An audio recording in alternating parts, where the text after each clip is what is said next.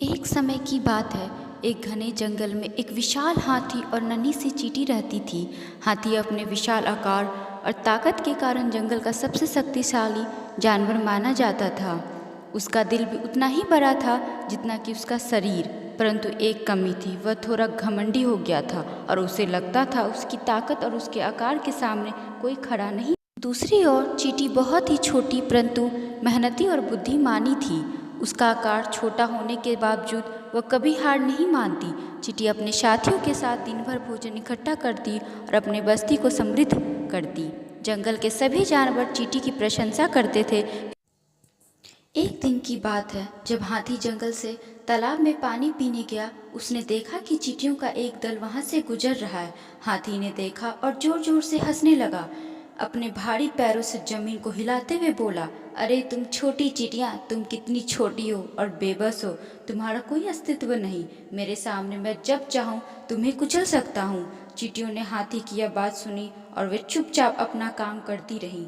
लेकिन चींटी की रानी, जो बहुत ही बड़ी समझदार थी, उसने हाथी की इस बात का बुरा माना। उसने सोचा, हाथी अपनी ताकत पर घमंड कर रहा है, लेकिन उसे हमारी मेहनत और धैर्य का महत्व नहीं पता। हमें उसे यह सिखाना होगा कि घमंड करना ठीक नहीं है। एक दिन जब हाथी तालाब के पास आराम कर रहा था, तभी चींटी की रानी ने अपने दल को एक योजना बनाने के लिए बुलाया।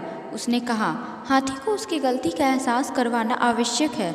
हमें उसे उसकी ताकत पर घमंड करने से रोकना होगा। सब चींटियों ने अपनी रानी की बात मानी और योजना पर काम करना शुरू किया। जब हाथी सोने के लिए लेटा तो चींटियों का एक दल धीरे धीरे उसके विशालकाय शरीर पर चढ़ने लगा। थोड़ी ही देर बाद जैसे ही चींटियों ने उसे काटा, हाथी अचानक जाग गया। उसने महसूस किया कि उसका शरीर जगह जगह से चुभने और जलने लगा। हाथी ने अपने सूंड से चींटियों को हटाने की बहुत कोशिश की, लेकिन इतनी छोटी और फुर्तीली चींटियां पकड़ में नहीं आया। उधर दौड़ने लगा, चीखने और चिल्लाने लगा, लेकिन चींटियों ने उसे नहीं छोड़ा। हाथी को अपनी ताकत पर घमंड था, लेकिन इस समय वह चींटियों के आगे असहाय था। उसकी शक्ति और आकार दोनों ही चींटियों के छोटे आकार और संगठित प्रयास के सामने व्यर्थ हो गए थे। आखिरकार हाथी ने हार मान ली और वह जमीन पर बैठ गया। उसने अपनी सूंड उठाई और चींटियों से विनती करने लगा, कृपया मुझे माफ़ कर दो।